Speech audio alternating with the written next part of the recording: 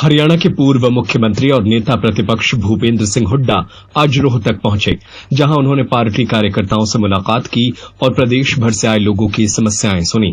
हुड्डा ने मौके पर ही अधिकारियों को फोन कर कई शिकायतों का समाधान करवाया। इसके बाद प्रेस वार्ता में हुड्डा ने भाजपा सरकार पर जमकर निशाना साधा। उन्होंने कहा कि सरकार अपने कार्यकाल के 1 साल पूरे होने का जश्न मना रही है, जबकि धरातल पर हरियाणा की स्थिति बेहद खराब है।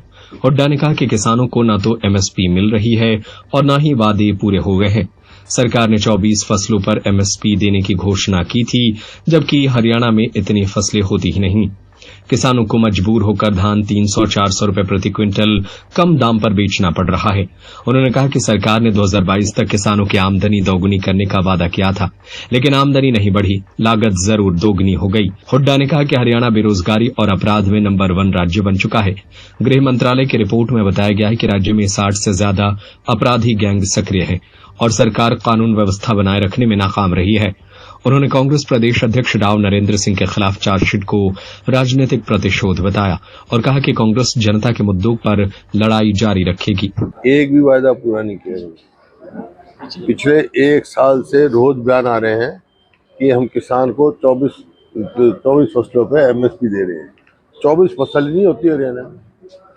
आज बाजरे का एमएसपी नहीं मिल रहा, आज धान का एमएसपी नहीं मिल रहा। किसान को मजबूरन 300-400 रुपए प्रति क्विंटल कम देना पड़ रहा है। सब सारे अखबारों में रोज पढ़ रहा हो, तुम ही खबर दिखवाते हो। तो ये सब जो है इनके कोई वायदे नहीं है। इन्होंने कहा था 2022 तक हम किसान की आमदनी दुगनी करेंगे। आमदनी तो दुगनी नहीं, लागत कई गुना बढ़ा दी। हमारे समय खाद पर कोई टैक्स नहीं था, कीटनाशक दवाई पे कोई टैक्स नहीं था और इस प्रकार से बहुत लागत कम थी। लागत तो बढ़ गई, आमदनी कम होगी किसान की।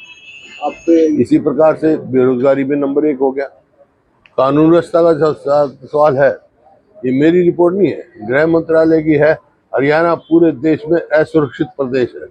60 ऑर्गेनाइज्ड गैंग काम कर रहे हैं यहाँ पर। क्रिमिनल देखो, क्राइम जो होते हैं 2 किस्म के होते हैं। एक ऑर्गेनाइज्ड होता है, एक अनऑर्गेनाइज्ड होता है। अनऑर्गेनाइज्ड तो ये है भाई भाई की लड़ाई होगी, टेनेटर लैंडलॉर्ड की होगी, किराएदार मजदूरी, वो तो एक क्राइम है। एक ऑर्गेनाइज्ड क्राइम होता है फिरौती मांगना, डाके मारना और धमकी देके ओन करना, हम इसको मार दें। ये 60 से ज्यादा जो है ऑर्गेनाइज्ड क्राइम यहाँ काम करे। फलाना लोग भयभीत बैठे, कोई अपने आप को हरियाणा में सुरक्षित महसूस नहीं कर रहा है। तो सर, जो विदेशों में बैठ करके धमकियां दी जा रही है, उसके लिए क्या करना चाहिए सरकार को, क्योंकि बदमाश ज्यादातर विदेशों में बैठे। ये अब बैठेगा विदेशों में, कभी से बैठे, कहाँ थे बदमाशी हमारे टाइम में। यहाँ कानून व्यवस्था तो यहाँ चाहिए ना, विदेशों में नहीं चाहिए। यहाँ चाहिए, यहाँ इतना सरकार को चुस्त और दुरुस्त कानून व्यवस्था करनी चाहिए कि हिम्मत ही ना हो। सर, अब गेहूं की फसल बोई जानी है और सरकार ने पाबंदी लगाई है, तो जो रजिस्ट्रेशन कराएगा उसको डीएपी और यूरिया खाती है। ये बड़ा मजाक करे किसानों से। क्या मेरी फसल मेरा ब्यौरा, फिर उसमें मंडी में गेट पास, फिर उसको गेट पास मिलेगा जो पहले रजिस्ट्रेशन कराएगा। अब ये एक नया तमाशा और शुरू कर दिया। ये सरकार जो है, अगर इसी तरह चलनी है तो क्या जरूरत है चीफ मिनिस्टर की, क्या जरूरत है मंत्रियों की, क्या जरूरत है अफसरों की, सब इस पे चल जाएगा। मनोहर लाल खट्टर कह रहे हैं कि सीएम डमी नहीं बल्कि मिलकर काम कर रहे हैं हम लोग। इसका मतलब क्या है? इसका मतलब देख सकते हो, you can read between the lines. एक आपने गन्ने के भाव का भी जिक्र किया है। हाँ, किया है मैंने गन्ना का, वही तो मैं कह रहा हूँ। गन्ने का भाव हमारे समय में कहाँ से कहाँ गया था 10 साल में, और इन्होंने क्या बढ़ाया? लागत तो बढ़ा दी, भाव बढ़ाया नहीं। कभी 10 रुपए बढ़ाते, कभी 5 रुपए बढ़ाते। मैंने कहा कम से कम 500, और लागत के हिसाब देखा 500-600 के बीच में रेट गन्ने का मिलना चाहिए।